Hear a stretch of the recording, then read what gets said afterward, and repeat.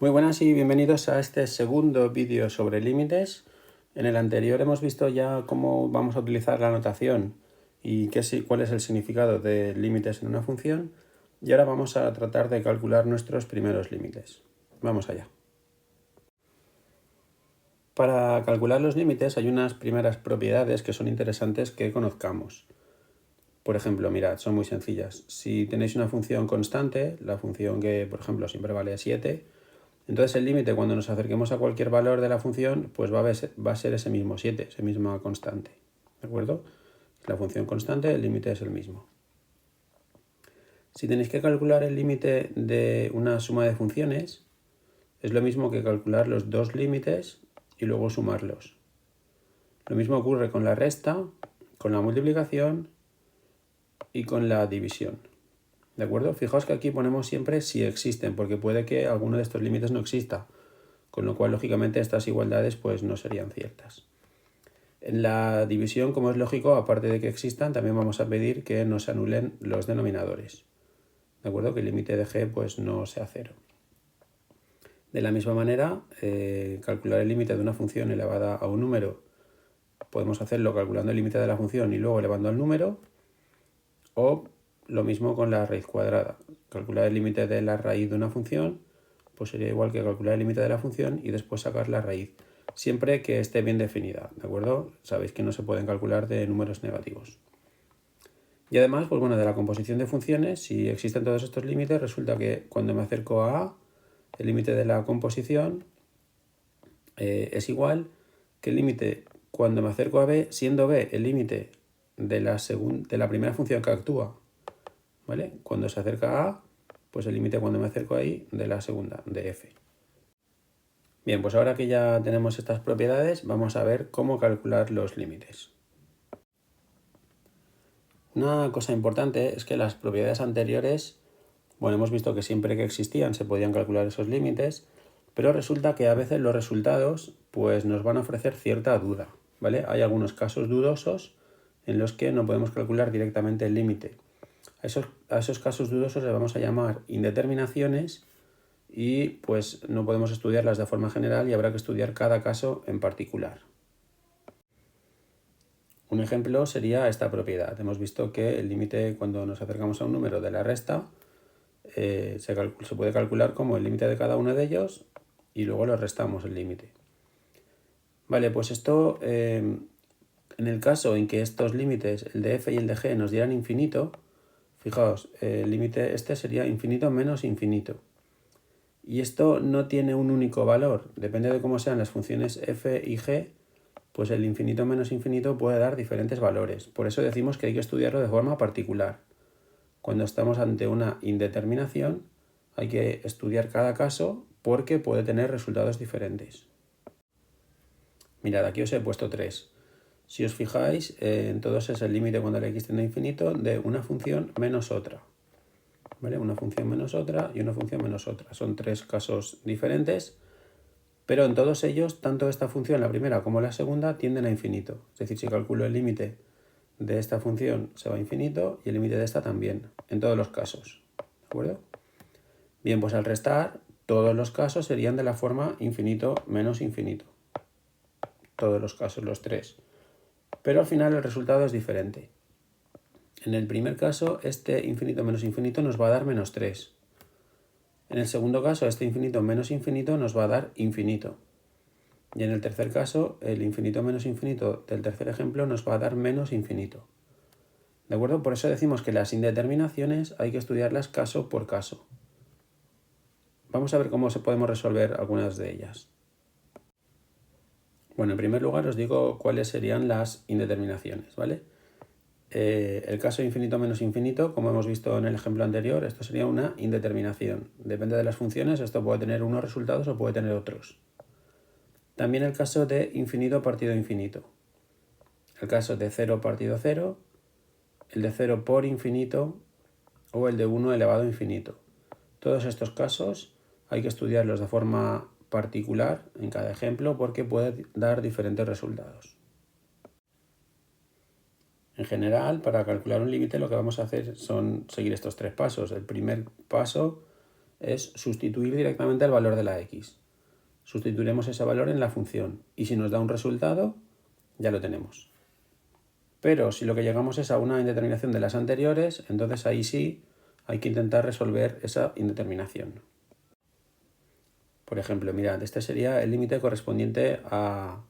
Bueno, un ejemplo sería el del vídeo anterior en el que hemos visto la definición, el concepto del límite, ¿vale? Esta sería la función aquella dibujada en verde. Vale, pues cuando el límite de cuando x se acerca a 3, lo primero que tengo que hacer, el primer paso, es sustituir la x por 3. Sería este caso. Esto da 1 partido 1 más 1, que son 2. Entonces aquí no hay ninguna indeterminación. Yo he empezado a calcular el límite, he sustituido, me da un valor. El límite de la función cuando la x se acerca a 3 es 2. Y ya he acabado aquí. En el caso en que el resultado me hubiera dado alguno de las indeterminaciones anteriores, entonces sí es cuando hay que aplicar alguna de las técnicas que vamos a ver a continuación. Y vamos a empezar con el caso de infinito partido infinito. Bien, mirad, en estos tres ejemplos la x tiende a infinito y lo que haríamos entonces sería sustituir en cada uno de los polinomios la x por infinito. Vale, en este caso, fijaos, lo que vamos a hacer es de cada polinomio nos vamos a quedar solamente con el término de mayor grado. ¿De acuerdo? Porque cuando la x tiende a infinito significa que es un valor, toma valores muy grandes. El término de 5x cuadrado toma un valor extremadamente grande en comparación con el resto. Entonces digamos que el término dominante de este polinomio sería el de mayor grado. Lo mismo ocurre con el denominador, el x más 8. Pensad, si x es un número muy grande, si le sumáis 8, pues este más 8 realmente no le hace nada, ¿vale? Prácticamente no le hace nada al número. Con lo cual, repito, cuando vayamos a calcular límites cuando la x tiende a infinito y tengamos polinomios, lo que vamos a hacer es quedarnos solamente con los términos de mayor grado, tanto en el numerador como en el denominador. Y ahora aquí sí que habría que calcular este límite. Pensad, si la x es un número muy grande, aquí arriba lo que estamos haciendo es calculando su cuadrado y luego multiplicando por 5. Y abajo estaría solamente ese número. Si intentáis calcular este cociente, ¿vale? Podríais simplificarlo, una x de arriba con la x de abajo y quedaría 5 por x. Cuando la x tiende a infinito, 5 por x pues es un número muy grande y por eso decimos que este límite es infinito. En el caso del segundo ejemplo, fijaos, el grado es el mismo arriba que abajo, hago lo mismo, me quedo solamente con los términos de mayor grado y aquí podría cancelar, fijaos, el x cuadrado de arriba y de abajo, ¿vale? Porque estarían dividiendo, con lo cual me quedaría solamente con 5 partido 2. Este límite, que en principio era infinito partido infinito, resulta que da 5 medios.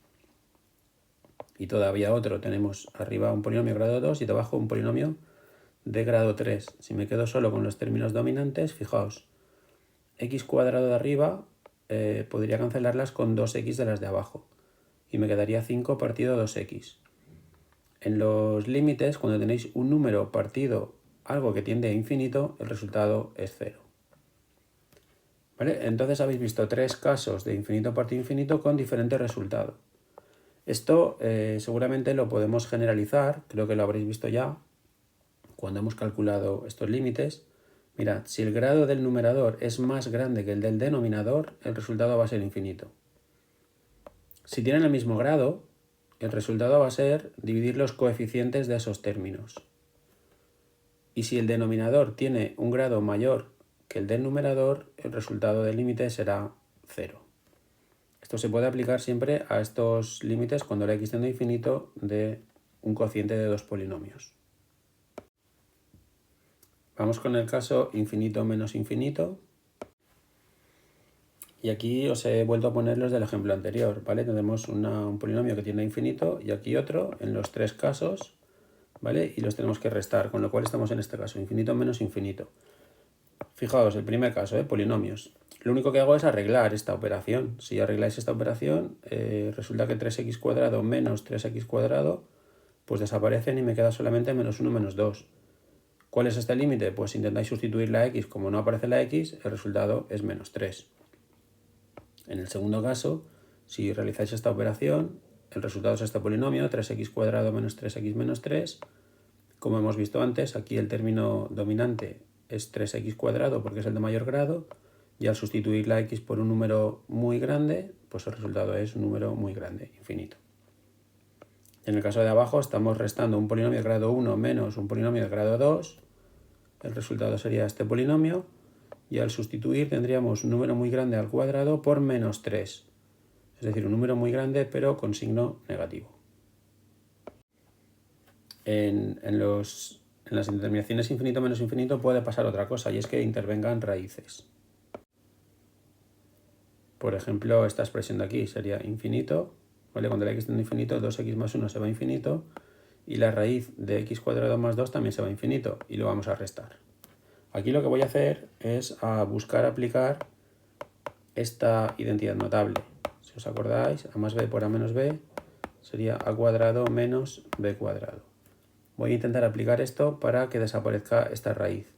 Con lo cual, esto de aquí haría de a, esto de aquí haría de b, entonces ese sería este término, y lo que voy a hacer entonces es multiplicar y dividir, para no alterar su valor, por a más b, es decir, en este caso 2x más 1 más la raíz.